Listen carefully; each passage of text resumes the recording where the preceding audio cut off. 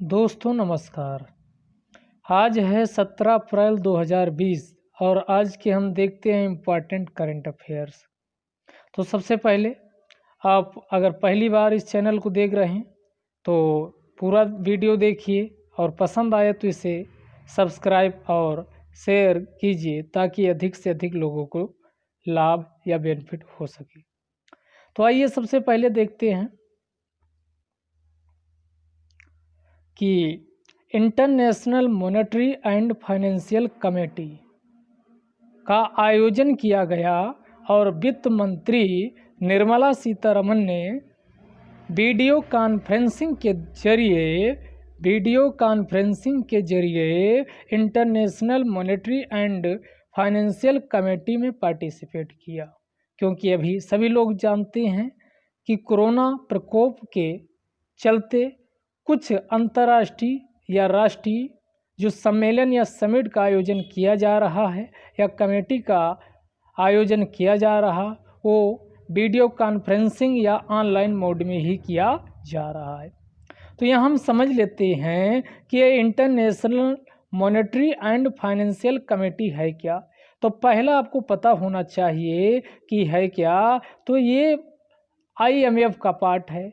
तो IMF international monetary fund के अंतर्गत इसी को क्या कहा जाता, मिनिस्ट्रियल लेवल कमेटी कहा जाता है। तो ये है क्या, मंत्रिमंडलीय या मंत्री स्तरीय कमेटी या समिति है जो IMF के मंत्रियों, वित्त मंत्रियों से मिलकर बनती है। उसी जो IMF के सदस्य होते हैं उनके जो वित्त मंत्री होते हैं उन्हीं के सामूहिक रूप से बनने वाली कमेटी को ही international monetary and financial committee कहा जाता है। तो क्लियर हो गया होगा international monetary and financial committee किसका पार्ट है। पहला क्वेश्चन ये पूछेगा। तो इंटरनेशनल मॉनेटरी फंड यानी IMF का पार्ट है। इस बार जो चर्चा का विषय बना रहा वो एक्सेप्शनल टाइम्स एक्सेप्शनल एक्शन यानी कोरोना वायरस कोविड-19 का विश्वव्यापी प्रचंड प्रभाव है। तो इसी से निपटने के लिए क्या स्टेप कदम उठाए जाएं, तो उसी को ध्यान में रखकर एक कहा गया एक्सेप्शनल टाइम्स है और इसके लिए एक्सेप्शनल एक्शन की आवश्यकता है। एक्सेप्शनल एक्शन की आवश्यकता है। अब हम बात कर लेते हैं जो ये कमेटी है international monetary and financial committee, इसकी बैठक एक वर्ष में 2 बार आयोजित की जाती है। कितनी बार आयोजित की जाती है, एक वर्ष में 2 बार आयोजित की जाती है। तो एक बार फिर से समराइज करें तो ये क्लियर हो रहा है कि जो international monetary and financial committee है वह इंटरनेशनल मॉनेटरी फंड की मिनिस्ट्रियल लेवल कमेटी है और इसकी बैठक वो एक वर्ष में 2 बार की जाती है। इसी प्रकार की कमेटी की अगर भारत में RBI के स्तर पे बात किया जाए तो एक कमेटी है MPC।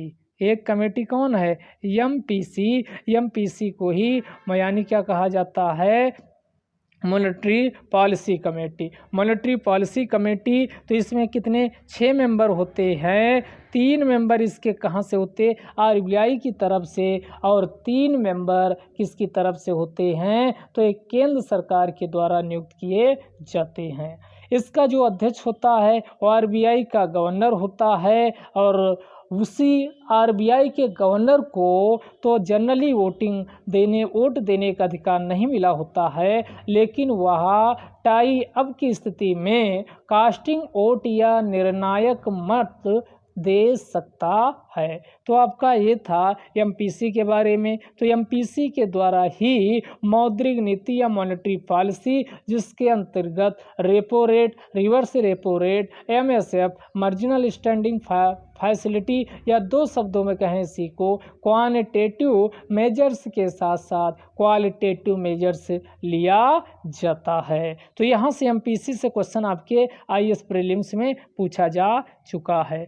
आगे हम लोग देखते हैं तो अब यहाँ चर्चा वाली बात है कि इसकी हम बात कर लेते हैं, किसकी, आईएमएफ की। किसकी बात कर ले, आईएमएफ की। तो आईएमएफ है क्या, तो आईएमएफ की फुल फॉर्म है international monetary fund. International monetary fund, इसी को आईएमएफ कहा जाता, अंतर्राष्ट्रीय मौद्रिक फंड, इंटरनेशनल मॉनेटरी फंड। इसकी अगर स्थापना की बात करें तो द्वितीय विश्व युद्ध के बाद संपूर्ण विश्व की अर्थव्यवस्था चौपट हो गई थी, तो उसी अर्थव्यवस्था को रिवाइव करने के लिए एक हैम्पशायर नामक शहर जो कि अमेरिका में है, वहाँ पर सभी लोगों के द्वारा, विश्व के राष्ट्रों के द्वारा एक समझौता हुआ, उसी को ब्रेटन वुड्स समझौता के नाम से जाना जाता। और इसी ब्रेटन वुड समझौते के परिणाम स्वरूप दो इकाइयाँ निकल कर आई, और एक को कहा जाता है वर्ल्ड बैंक ग्रुप और दूसरे को कहा जाता आईएमएफ, इंटरनेशनल मॉनेटरी फंड। तो इसकी स्थापना 1944 के ब्रेटन वुड्स समझौते के तहत 27 दिसंबर 1945 को हुई थी। कब हुई थी, 27 दिसंबर 1945 को हुई थी। और ये है क्या, ये अंतर्राष्ट्रीय वित्तीय संस्था, इंटरनेशनल फाइनेंशियल ऑर्गेनाइजेशन है। अगर इसके मुख्यालय की बात की जाए तो इसका मुख्यालय वाशिंगटन डीसी में है। इसका ध्यान रखिएगा, आईएमएफ का मुख्यालय वाशिंगटन डीसी जो कि अमेरिका में स्थित है। तो अमेरिका में स्थित है वाशिंगटन डीसी। वाशिंगटन डीसी में इसका मुख्यालय है। अगर वर्ल्ड बैंक का पूछे तो उसका मुख्यालय न्यूयॉर्क में है। कहाँ है, यो आपका न्यूयॉर्क में वर्ल्ड बैंक का है। कुल सदस्य संख्या पूछे तो इसमें सदस्य संख्या 189 189 है। ध्यान दीजिएगा, भारत इसका संस्थापक सदस्य है। संस्थापक का मतलब हुआ फाउंडिंग मेंबर। जब से यह इकाई बनी है 1945 से ही भारत इसका क्या रहा है, यानी सदस्य देश रहा है, सदस्य देश रहा। ये अब इसका अगर हम बात करें तो इसके द्वारा कई मैकेनिज्म स्थापित किए गए हैं। इसमें किसी भी देश का जितना कोटा होता है उसी के अकॉर्डिंग उसको मतदान का अधिकार मिलता है। तो सबसे ज़्यादा वर्तमान समय में पूछा जाए तो इसमें कोटा यूएसए को मिला हुआ है। कितने % का कोटा अमेरिका या यूएसए को है, तो 16.52%। ध्यान दीजिएगा, 16.52%। नंबर 1 पे यूएसए है, नंबर 2 पे जापान है जिसका है 6.15%। अमेरिका का सबसे ज़्यादा कोटा है 16.52%, जबकि जापान का 6.15%। और तीसरे नंबर पे ये आपका जापान नहीं, यहाँ आपका चीन होगा। तीसरे नंबर पे चीन का कोटा कितना है, 6.09%, 6.09%। और चौथे नंबर पे आपकी जर्मनी है 5.32%, 32%। और इंडिया की क्या पोजीशन है, इंडिया की पोजीशन इसमें 8वें स्थान पे है, जो कि इंडिया को कोटा मिला हुआ है 2.64%, 2.64%। तो एक बार फिर से रिपीट करते हैं, अमेरिका को 16.52%, नंबर 2 पे जापान है 6.15%, नंबर 3 पे आपका कौन है, यानी चीन है, और चीन को मिला हुआ 6.09%। चौथे नंबर पे आपका जर्मनी है 5.32%। और भारत को क्या कोटा मिला हुआ, तो 2.64% भारत को कोटा मिला हुआ है।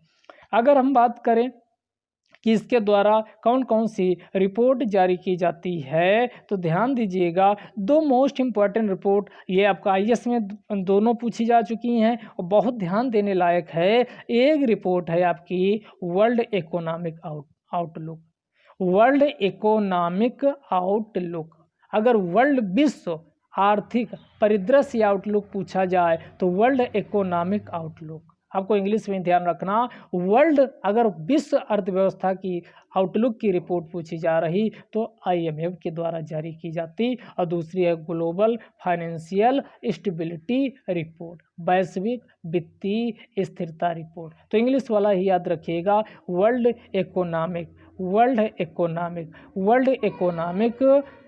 Outlook, global financial stability report. ये दो रिपोर्ट IMF जारी करता है, वर्ल्ड इकोनॉमिक आउटलुक और दूसरी है ग्लोबल फाइनेंशियल स्टेबिलिटी रिपोर्ट। दोनों रिपोर्ट किसके द्वारा जारी की जाती हैं? तो IMF के द्वारा जारी की जाती हैं।